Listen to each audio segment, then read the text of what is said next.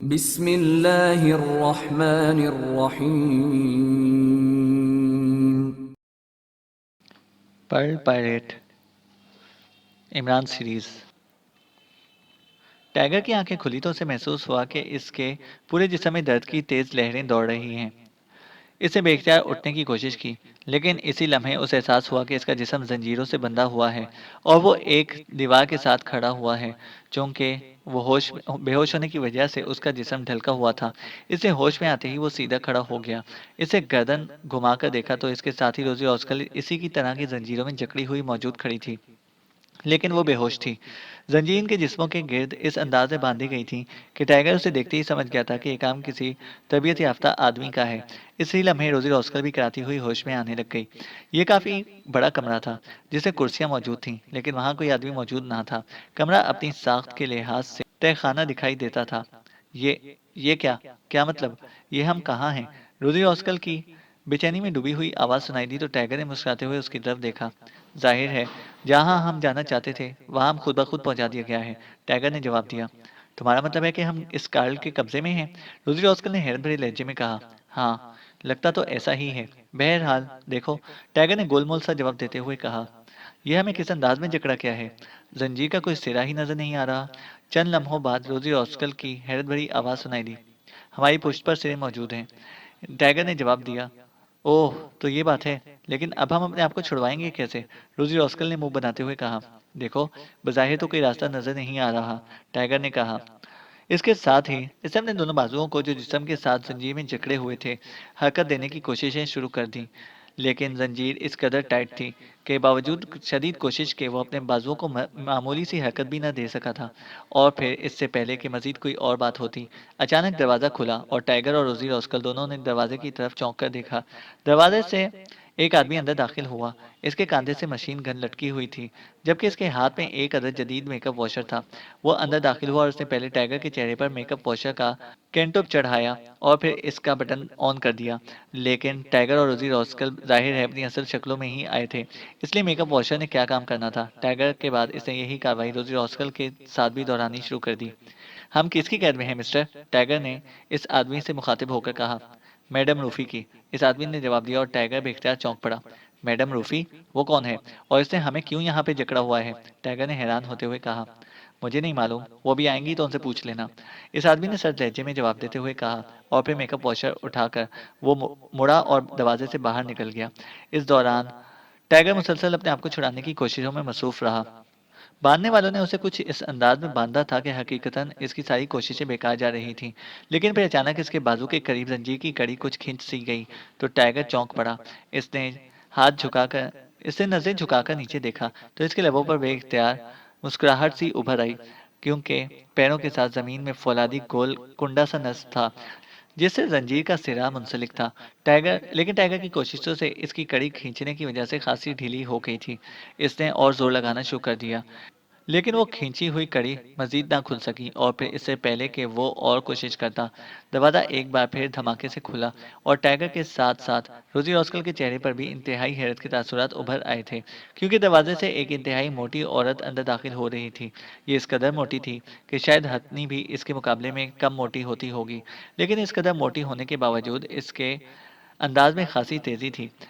इसके चेहरे पर मौजूद छोटी छोटी बटनों जैसी आंखों में बेपनाह चमक मौजूद थी। गोश्त का ये पहाड़ तेजी से चलता, बल्कि दूसरे लफ्जों में लुढ़कता हुआ आगे बढ़ा और फिर वो वहां मौजूद एक बहुत बड़ी सी कुर्सी पर बैठ गया। और इस वक्त टाइगर को मालूम हुआ कि ये कुर्सी यहाँ क्यों मौजूद थी, जो चौड़ाई में किसी बड़े बेंच के बराबर थी। टाइगर पहले से देखकर हैरान हुआ था, लेकिन इससे तवज्जो न दी थी।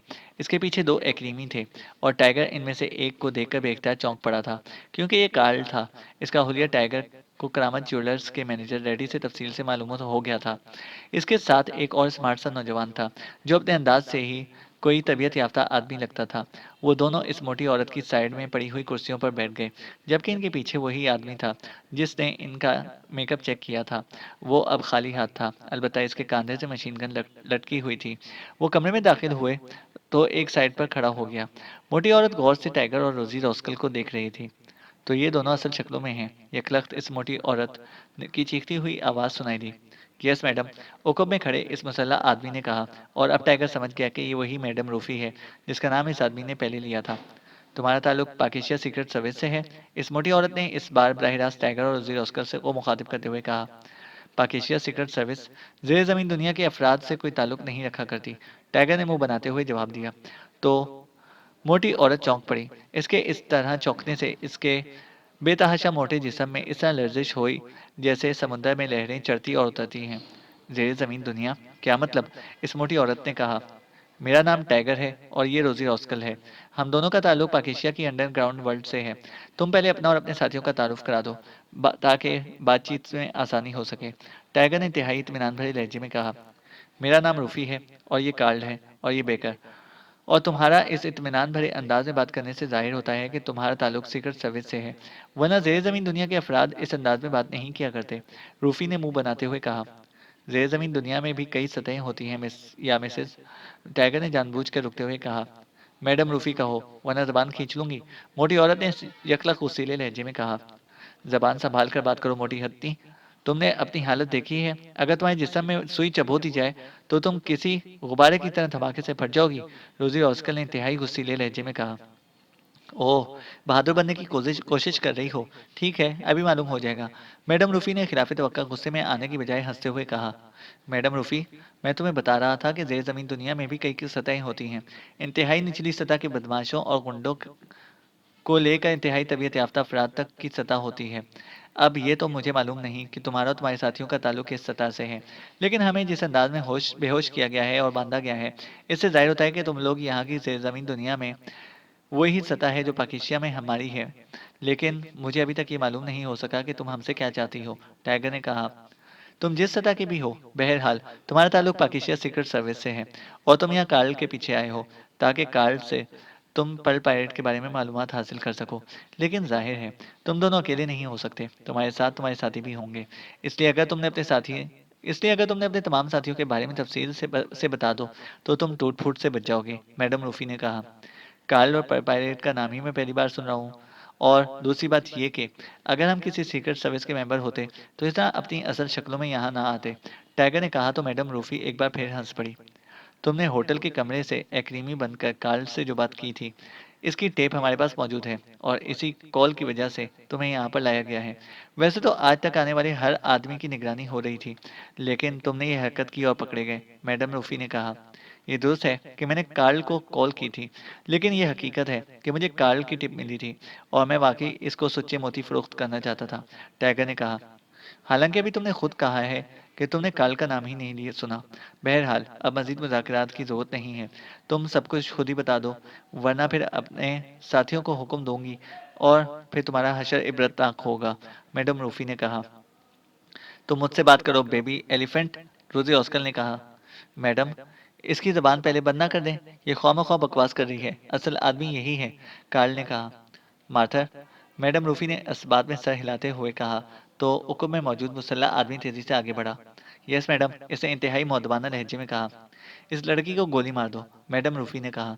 यस मैडम, इस आदमी ने जिसे मार्था के नाम से पुकारा गया था जवाब दिया और फिर तेजी से इसने कंधे से मशीन गन उतार ली। रुक जाओ, पहले मेरी बात सुन लो, टाइगर ने एक लख्त तेज लहजे में कहा। लेकिन मैडम रूफी ने इसकी तरफ देखा तक नहीं। लेकिन इससे पहले कि वो आदमी मशीन गन का ट्रिगर दबाता, अचानक रोजी रॉस्कल ने पैर को झटका दिया और इसके पैर में मौजूद सैंडल जिसका क्लिप खुला हुआ था, इसके पैर से निकलकर किसी गोली की तरह इस मशीन गन बरदार से टकराया और मशीन गन बरदार तेजी से पीछे हटा। इसी में फायरिंग हुई, लेकिन गोलियां बजाय सीधी रोजी रॉस्कल के जिस्म में जाने के ऊपर छत से टकराईं और फिर इससे पहले कि मैडम या इसके साथी संभलते, खड़खड़ाहट की आवाज के साथ ही रोजी रॉस्कल भूखे उकाब की तरह उछलकर सीधे होते हुए इस मशीन गन बरदार से टकराई और इसे लेती हुई पीछे फर्श पर जा गिरी और इस आदमी के हाथ से मशीन गन उछलकर दूर जा गिरी। इसी लम्हे मैडम रूफी, बेकर और कार्ल तीनों उछलकर खड़े हो गए और फिर बेकर ने बिजली की सी तेजी से मशीन गन की तरफ झपट्टा मारा। लेकिन रोजी ऑस्कर यकलख उछली और बेकर चीखता हुआ उछलकर दीवार से किसी गेंद की तरह जा टकराया। लेकिन इसी लम्हे कार्ल ने उछलकर रोजी ऑस्कर की पसलियों पर लात मारी और रोजी ऑस्कर चीखती हुई नीचे जा गिरी कि मैडम रूफी ने यकलख झुककर इसकी गर्दन पर एक हाथ डाल दिया और दूसरे लम्हे रोजी ऑस्कर किसी गुड़िया की तरह हवा में उठी हाथ पैर मार रही थी। तुम अपने साथी से ज्यादा तेज हो, लेकिन तुम्हें नहीं मालूम कि मेरा नाम रूफी है, मैडम रूफी, मैडम रूफी ने घुराते हुए लहजे में कहा। इसी में कार्ल बेकर के साथ साथ वो मार्थर भी उठकर खड़े हो गए थे और मार्थर ने बिजली की सी तेजी से आगे बढ़कर मशीन गन उठा ली थी। रोजी रॉस्कल ने बहुत हाथ पैर मारे, लेकिन मोटी की गिरफ्त इस कदर सख्त थी कि रोजी रॉस्कल की हरकत खुद ब खुद सुस्त होती जा रही थी। टाइगर इस दौरान अपने पैर को मुसलसल जोर जोर से झटके मार रहा था, लेकिन वो कड़ी निकलने में ही ना आ रही थी। अब इसे गोली मार दो मार्थर, अब ये कहीं ना भाग सकेगी। मैडम रूफी ने कहा तो मार्थर तेजी से पीछे हटा और इसने एक बार फिर मशीन गन का रुख हवा में उठी हुई और आहिस्ता से हाथ पैर मारती हुई रोजी रॉस्कल की तरफ किया ही था कि अचानक एक बार फिर खड़खड़ाहट की आवाज सुनाई दी और टाइगर के जिस्म के गिर्द लिपटी हुई रस्सी खुलती चली गई। यह आवाज सुनते ही इन सब की गर्दनें तेजी से टाइगर की तरफ घूमी ही थी कि यकलख टाइगर किसी भैंसे की तरह दौड़ता हुआ पहले इस मोटी हथनी से टकराया और फिर वो तेजी से घूमा और इस बार माथर चीखता हुआ एक साइड पर जा गिरा। मैडम रूफी टाइगर की जोरदार टक्कर के बावजूद गिरी नहीं, अलबत्ता वो एक कदम हटने पर मजबूर हो गई थी, जबकि बेकर और कार्ल ने टाइगर पर छलांगे लगाई थी। लेकिन टाइगर का मकसद हल हो चुका था। मैडम रूफी के टक्कर खाने के बाद एक कदम हटने से कार्ल और बेकर जो इसकी दूसरी तरफ मौजूद थे इससे टकराकर रुक गए, जबकि टाइगर इस दौरान मार्था को एक तरफ धकेल कर इसके हाथ से मशीन गन झपट चुका था। और फिर इससे पहले कि मजीद कुछ होता, मशीन गन की रेड टीट के साथ ही मार्थर, बेकर और मैडम रूफी तीनों चीखते हुए धमाकों से नीचे जा गिरे। रोजी रॉस्कल इस दौरान बेहोश हो चुकी थी। वो मैडम रूफी के हाथ की गिरफ्त से निकलकर फर्श पर गिरी और साकित पड़ी थी, जबकि टाइगर की मशीन गन से मुसलसल गोलियां निकल रही थीं और मैडम रूफी के पहाड़ जैसे जिस्म से खून फव्वारों की तरह उबल रहा था। कार्ल भी फर्श पर गिरा हुआ था और इसका जिस्म साकित था, लेकिन टाइगर जानता था कि इसने कार्ल को गोली नहीं मारी और कार्ल ऐसा करके सिर्फ इसे धोखा दे रहा था। लेकिन वो खामोश रहा और फिर इसने यकलख ट्रैगर से हाथ हटाया और दूसरे लम्हे मशीन गन की नाल इसके हाथ में आ गई और इसके साथ ही इसने अपना बाजू घुमाया और मशीन गन का भारी दस्ता कार्ल के सर पर पड़ा तो कार्ल के मुंह से बेख्तियार चीख निकली और वो बुरी तरह उछला। लेकिन टाइगर ने दूसरी जरब लगाई तो इसका जिस्म भी साकित हो गया, जबकि मैडम रूफी, बेकर और मार्थर तीनों इस दौरान हलाक हो चुके थे। टाइगर तेजी से मुड़ा और दरवाजे की तरफ बढ़ गया। ये एक छोटी सी कोठी थी और किसी वीरान और गैर आबाद इलाके में थी। बाहर दो बड़ी कारें मौजूद थीं, लेकिन और कोई आदमी मौजूद ना था। टाइगर ने पूरी कोठी चेक कर ली और फिर दौड़ता हुआ वापस इसी तहखाने में पहुंच गया। टाइगर ने आगे बढ़कर बेहोश कार्ल को उठाया और इसे इस जगह ले गया जहां रोजी रॉस्कल को बांधा गया था, क्योंकि टाइगर ने देख लिया था कि रोजी रॉस्कल ने अपनी पुश्त पर मौजूद जंजीर के सिरे को खोल दिया था। इसका मतलब था कि इसके हाथों ने हरकत कर ली थी, जबकि टाइगर अपने हाथों को हरकत ना दे सका था और इसने पैर की कड़ी खोली थी, जो अब दोबारा फौरी तौर पर फिट होनी मुश्किल थी। इसने बेहोश कार्ल को एक हाथ से काबू किया और फिर दूसरे हाथ से जंजीर इसके जिस्म के गिर्द घुमाकर इसने पुष्ट पर इसकी कड़ी कुंडे में फंसा दी। हाथ छोड़ा तो बेहोश कार्ल का जिस्म जंजीर में बंधे कर नीचे ढलक गया। टाइगर वापस मुड़ा और इसने बेहोश पड़ी हुई रोजी रॉस्कल का मुंह और नाक दोनों हाथों से बंद कर दिया। रोजी रॉस्कल की गर्दन पर मैडम रूफी की उंगलियों के निशानात अभी तक वाज़ेह नजर आ रहे थे। इससे पता चलता था कि इसे किस कदर ताकत से रोजी रॉस्कल का गला दबाया था। अगर मैडम रूफी चंद लम्हे बाद हलाक होती तो रोजी रॉस्कल भी इसके साथ ही दम घुटने से हलाक हो चुकी होती। चंद लम्हों बाद रोजी रॉस्कल के जिस्म में हरकत के तासुरात नमूदार होने लगे तो टाइगर ने हाथ हटाए और फिर वापस मुड़कर वो कार्ल की तरफ बढ़ गया। इसने कार्ल का नाक और मुंह भी दोनों हाथों से बंद कर दिया। फिर जब इसके जिस्म में हरकत के तासुरात नमूदार होने लगे तो टाइगर ने हाथ हटाए और फिर पीछे हटकर एक कुर्सी पर बैठ गया। इसी लम्हे रोजी रॉस्कल ने कराते हुए आंखें खोली और इसके साथ ही इसका जिस्म लाशौरी तौर पर सिमटा और फिर वो उठकर बैठ गई। इसके साथ ही इसके दोनों हाथ अपने गले पर पहुंचे और वो बेख्तियार दोनों हाथों से अपने गले को मसलने लगी। इसी लम्हे कार्ल ने भी कराते हुए आंखें खोल दी और इसके साथ ही इसका ढलका हुआ जिस्म भी एक झटके से सीधा हो गया। टाइगर इसकी तरफ ही देख रहा था। ये ये क्या मतलब? ये तुमने उन्हें हलाक किया है? ओह, ये औरत थी या कोई फौलादी शिकंजा?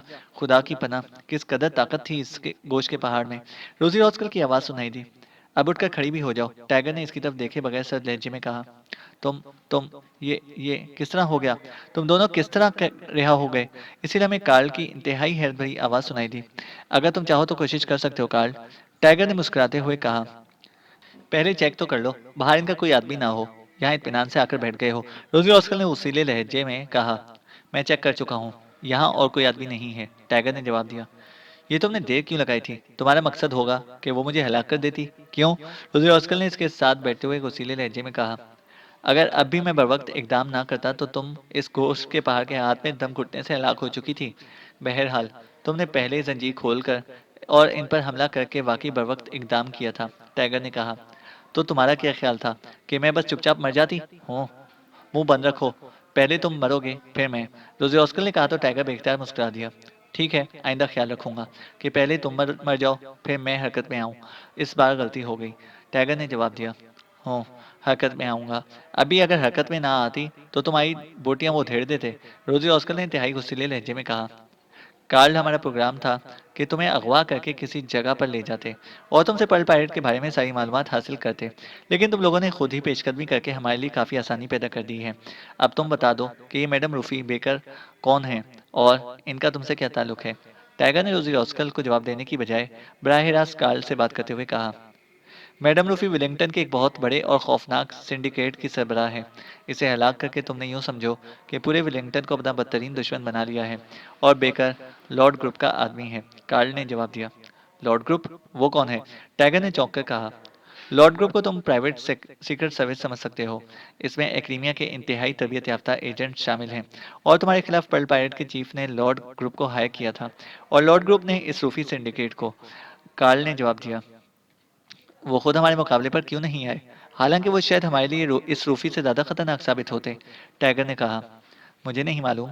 मुझे जो कुछ मालूम था वो मैंने तुम्हें बता दिया है, कार्ल ने जवाब दिया। ओके, अब तुम खुद ही बता दो कि पर्ल पायरेट का हेडक्वार्टर कहाँ है और उसका चीफ कौन है, टाइगर ने कहा। सुनो, मुझे मालूम है कि तुमने मुझे हलाक कर देना है।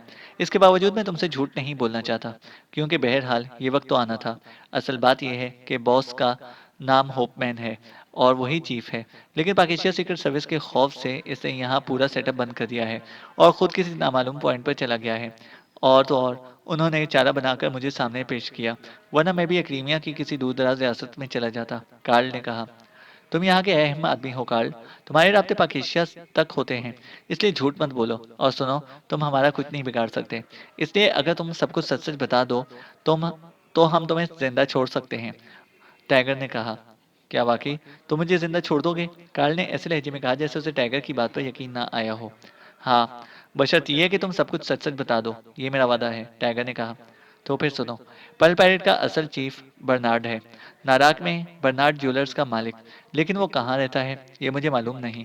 और हेडक्वार्टर जजाइल गर्बुल हिंद में है, एक जजीरे वर्थ में है, जहाँ एक जहाज़ा कंपनी है जिसका इंचार्ज मर्फी है।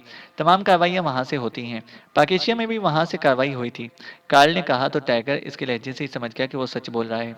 और ये होपमैन कहाँ है? टाइगर ने पूछा। वो भी वहीं वर्त गया है और मैंने भी वहीं जाना था, लेकिन मुझे यहाँ पर रोक लिया गया, कार्ल ने कहा। तुम्हें किसने इत्तला दी थी कि पाकिस्तान सीक्रेट सर्विस तुम्हारे खिलाफ काम कर रही है? टाइगर ने कहा। मुझे नहीं मालूम, ये सारा सेटअप चीफ बर्नार्ड ने किया था, इसलिए इसे ही कहीं से इत्तला मिली होगी, कार्ल ने जवाब दिया। ओके, तुमने जो कुछ कहा है अब तुम्हें इसे कंफर्म भी कराना होगा, टाइगर ने कहा। वो कैसे? मैंने सच बता दिया है, लेकिन इसे कंफर्मेशन कैसे हो सकती है? कार्ल ने कहा। तुम वर्थ कॉल करके होपमैन से बात कर सकते हो, इस तरह कंफर्मेशन हो सकती है, टाइगर ने कहा। लेकिन जाहिर है मैं इसे ये तो नहीं पूछ सकता कि चीफ बर्नार्ड कहाँ मिलेगा या इसने क्या सेटअप किया है, कार्ल ने होंठ चबाते हुए कहा। तुम बातें ही ऐसी करना कि कंफर्मेशन हो जाए। ये इसलिए ज़रूरी है कि इसके बगैर मैं इस नतीजे तक नहीं पहुंच सकता कि तुमने जो बोला है वो झूठ है या सच, टाइगर ने कहा। ठीक है, मैं अपनी जान बचाने के लिए तुम्हें कंफर्म करा सकता हूँ, कार्ल ने कहा। रोजी, जाकर देखो यहाँ फ़ोन होगा, वो ले आओ, टाइगर ने रोजी से कहा, जो इसके साथ ही खामोशी से बैठी हुई थी। तुम खुद जाकर ले आओ, मैं तुम्हारी मातहत या मुलाजिम नहीं हूँ, रोजी ऑस्कर ने उसीले लहजे में कहा। तो टाइगर खामोशी से उठा और कदम बढ़ाता हुआ कमरे से बाहर निकल गया। थोड़ी देर बाद इसने एक कमरे से फ़ोन उठाया और इसका प्लग सॉकेट से अलहदा करके वो इसे नीचे तहखाने में ले आया। यहाँ भी फ़ोन कनेक्शन मौजूद था। इस प्लग को सॉकेट में लगाया और फिर रिसीवर उठाकर उसने चेक किया तो इसमें टून मौजूद थी। नंबर बताओ, और यहाँ से वहाँ का राब्ता नंबर भी, टाइगर ने कहा। तो कार्ल ने नंबर बता दिया। टाइगर ने नंबर प्रेस किया और फिर वो फ़ोन उठाकर कार्ल के करीब जाकर खड़ा हो गया।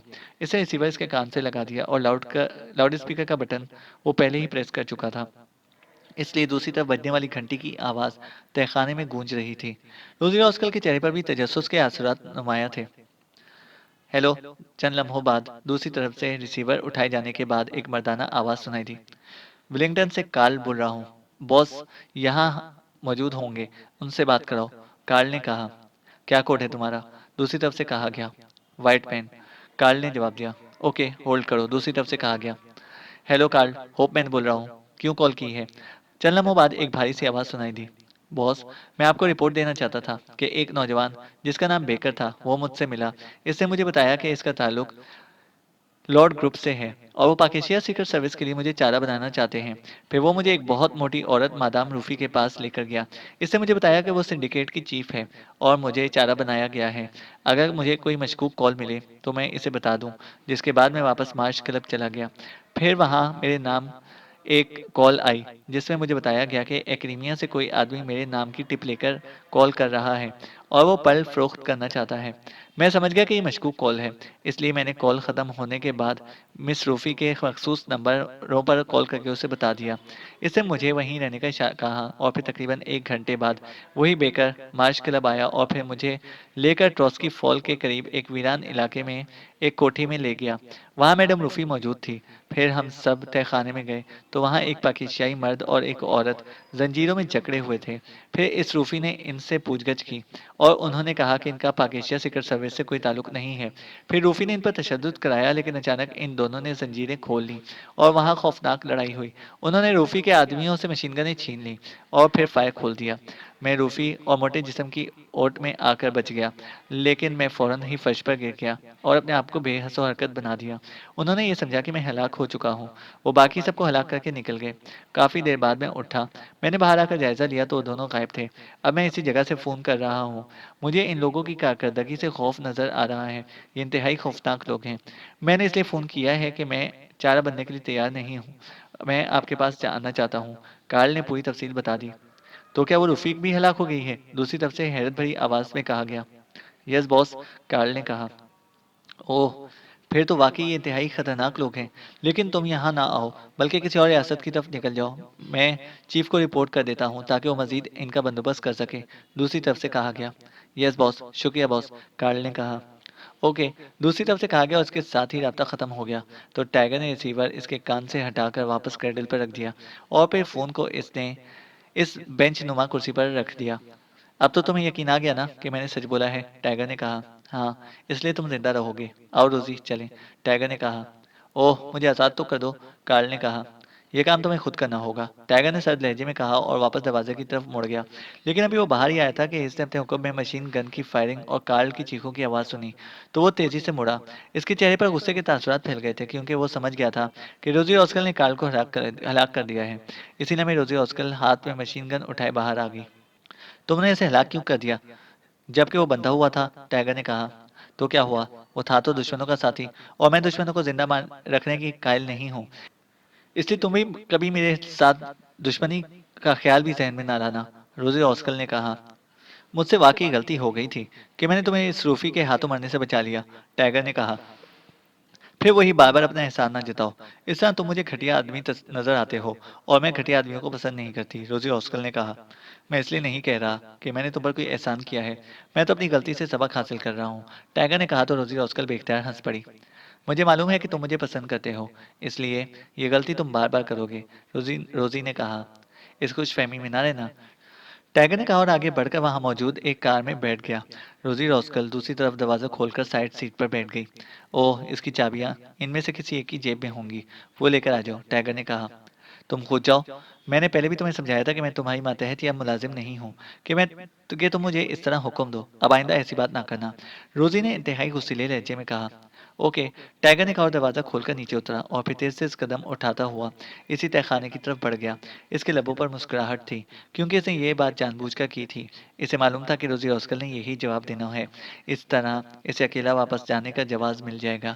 वो दरअसल रोजी ऑस्कर से हटकर इमरान को फ़ोन करना चाहता था और चूंकि इमरान ने उसे कह दिया था कि अगर वो ना मिला तो वो report chief of secret service को दे सकता है, इसलिए वो रोजी ऑस्कर से हटकर बात करना चाहता था। वरना रोजी किसी भूत की तरह उसके सर पर सवार रहेगी। अंदर कमरे में पहुंचकर उसने रिसीवर उठाया और फिर तेजी से नंबर प्रेस करने शुरू कर दिए। सुलेमान बोल रहा हूँ। राब्ता कायम होते ही सुलेमान की आवाज़ सुनाई दी। टाइगर बोल रहा हूँ विलिंगटन से। बॉस मौजूद हैं? टाइगर ने कहा। नहीं, वो शायद मुल्क से बाहर गए हुए हैं, दूसरी तरफ से कहा गया। ओह अच्छा, टाइगर ने कहा और क्रेडल दबाकर इसने एक बार फिर नंबर प्रेस करने शुरू कर दिए। X2। राब्ता कायम होते ही चीफ की सर्द और मखसूस आवाज़ सुनाई दी। टाइगर बोल रहा हूँ विलिंगटन से। मुझे बॉस ने कहा था कि अगर वो ना मिल सके तो आपको रिपोर्ट दूँ। मैंने फ्लैट पर फ़ोन किया था। टाइगर ने तिहाई मुअद्दबाना लहजे में कहना शुरू किया। तमहीद मत बांधो, बात करो। दूसरी तरफ से इसकी बात काटते हुए सर्द लहजे में कहा गया। तो टाइगर ने उसे कार्ल से मिली हुई तफसील बता दी। इमरान ने पहले ही ये मालूमात हासिल कर ली थी और अब इमरान वर्त ही गया है। तुम चाहो तो वापस आ सकते हो, दूसरी तरफ से कहा गया। अगर आप इजाज़त दें तो मैं वर्त चला जाऊं? टाइगर ने डरते डरते कहा। ये तुम्हारा और इमरान का मामला है, दूसरी तरफ से कहा गया। और उसके साथ ही राब्ता ख़त्म हो गया। तो टाइगर ने एक तवील सांस लिया और रिसीवर रखकर उसने फर्श पर पड़ी हुई बेकर की लाश की तलाशी लेनी शुरू कर दी, क्योंकि कार्ल ने उसे बताया था कि उसे बेकर इसे अपने साथ लेकर आया था, जबकि रूफी यहाँ पहले से मौजूद थी। और दूसरी कार जिस कदर बड़ी थी, उससे ही टाइगर समझ गया था कि ये कार रूफी के इस्तेमाल में रहती होगी और वो इसे इस्तेमाल ना करना चाहता था, क्योंकि जाहिर है कि इसके सिंडिकेट को इस कार के बारे में मालूम होगा, जबकि बेकर का ताल्लुक लॉर्ड ग्रुप से था। इसलिए इसकी कार को सिंडिकेट के लोग ना पहचानते होंगे, या पहचानते भी होंगे तो वो इसमें टाइगर और रोजी रॉस्कल को देखकर शायद ना चौंके। और फिर बेकर की जेब से इसे चाबियां मिल गई और वो चाबियां उठाए वापस आ गया। बड़ी देर लगा दी तुमने, क्या करते रहे थे वहां? रोजी ने मुंह बनाते हुए कहा। शट अप, तुम कौन होती हो पूछने वाली? टाइगर ने गुस्सैले लहजे में कहा। मुझे मालूम है तुमने क्यों देर लगाई है। तुमने फोन किया होगा अपने बॉस को, लेकिन मुझसे छुपाने का क्या फायदा? मैं तुम्हारी दुश्मन तो हूं नहीं। रोजी ने मुंह बनाते हुए कहा। तो टाइगर बेख्तियार चौंक पड़ा। तुम शक्ल से जितनी अहमक नजर आती हो, बहरहाल उतनी हो नहीं। टाइगर ने कार स्टार्ट करते हुए कहा। तो रोजी बेख्तियार उछल पड़ी। कभी अपनी शक्ल देखी है आईने में? नॉनसेंस। दूसरों की शक्ल पर एतराज कर रहे हो, रोजी ने उस सीले लहजे में कहा। लेकिन टाइगर ने कोई जवाब देने की बजाय कार इस कोठी से बाहर निकाली और फिर तेजी से आगे बढ़ाए ले गया। अब क्या वापस होटल जाओगे? रोजी ने कहा। नहीं, वहां जाने का मतलब है कि सिंडिकेट को मालूम हो जाएगा कि हम जिंदा वापस आ गए हैं, टाइगर ने जवाब दिया। तो फिर? रोजी ने कहा। पहले मार्केट जाकर मास्क मेकअप का सामान खरीदना पड़ेगा। वहां ये कार भी छोड़ देंगे, फिर मेकअप करके होटल जाएंगे और वहां से सामान लेकर एयरपोर्ट, टाइगर ने जवाब दिया। एयरपोर्ट क्या मतलब? क्या वापस जाना है तुमने? रोजी ने उछलते हुए कहा। तो और क्या करना है, यहाँ का काम तो मुकम्मल हो गया है, टाइगर ने जवाब दिया। कहाँ मुकम्मल हुआ है? मैं तो वर्त जाऊंगी, रोजी ने कहा। तुम जहाँ जी चाहे जाओ, मुझे क्या एतराज है, टाइगर ने जवाब दिया। तुम्हें भी मेरे साथ वर्त जाना होगा, समझे? रोजी ने कहा। सॉरी, मैं तुम्हारी तरह अहमक नहीं हूँ कि ख्वामख्वाह मारा मारा फिरता रहूं। जो मालूमात मैंने हासिल की थी, कर ली, और बस, टाइगर ने जवाब दिया। तुम्हारे बॉस ने क्या कहा है तुम्हें? रोजी ने पूछा। वो मुल्क से बाहर गए हुए हैं, इनसे बात ही नहीं हो सकी, टाइगर ने जवाब दिया। क्या तुम नहीं चाहते कि हम मिशन मुकम्मल करें? रोजी ने कहा। कौन सा मिशन? टाइगर ने जानबूझकर अनजान बनते हुए कहा। ये पर्ल पैरेड वाला। और कौन सा मिशन? रोजी ने झिलाए हुए लहजे में कहा। देखो रोजी, मैं बॉस के हुक्म का पाबंद हूँ। बॉस ने मेरे जिम्मे जो काम लगाया था वो मैंने कर दिया, इसलिए मुझे किसी मिशन से कोई दिलचस्पी नहीं है, टाइगर ने कहा। लेकिन तुम अपने बॉस को तो बहरहाल रिपोर्ट देनी ही है ना? रोजी ने कहा। हाँ, जब वो गैर मुल्क से वापस आएगा तो इसे रिपोर्ट दे दूंगा। आखिर इतनी जल्दी भी क्या है, टाइगर ने कहा। हो, तो ये बात है। ठीक है, तुम वापस जाओ, मैं तो वर्त जाऊंगी, रोजी ने फैसला कुन लहजे में कहा। बेमौत मारी जाओगी, समझी? इसलिए वहीं पाकिस्तान में ही सड़कों पर बड़के लगाती रहो। अपनी हद में रहना अच्छा होता है, टाइगर ने कहा। मैं तुम्हारी पाबंद तो नहीं हूँ, जो मेरी मर्जी आएगी करूंगी, रोजी ऑस्कर ने गुस्सीले लहजे में कहा। तुम वर्थ जाकर क्या करोगी? टाइगर ने कहा। मैं इस मर्फी को पकड़ूंगी। अरे हाँ, असल आदमी तो वो बर्नार्ड है, इसलिए हमें नाराक जाना चाहिए, रोजी ऑस्कर ने चौंक कर कहा। वो वहां बैठा तुम्हारा इंतजार नहीं कर रहा होगा, और ये लॉर्ड ग्रुप भी लामहला इसकी हिफाजत कर रहा होगा, टाइगर ने जवाब दिया। तो फिर क्या वाकई हमें वापस जाना चाहिए? ये तो कोई बात ना हुई, कोई लुत्फ ही ना आएगा, रोजी ने मुंह बनाते हुए कहा। यही गनीमत है कि तुम जिंदा वापस जा रही हो, टाइगर ने जवाब दिया। वैसे वो फैसला कर चुका था कि पहले वो यहाँ से पाकिस्तान जाएगा और फिर वहां से इस रोजी को झटक कर खामोशी से वर्थ चला जाएगा, वरना ये रोजी पीले तस्मा पा की तरह उसकी गर्दन से चिमटी रह जाती, और वो ये नहीं चाहता था। चैनल को सब्सक्राइब करें और बेल आइकन को प्रेस करें ताकि हमारी हर अपडेट आपको बर वक्त मिल सके।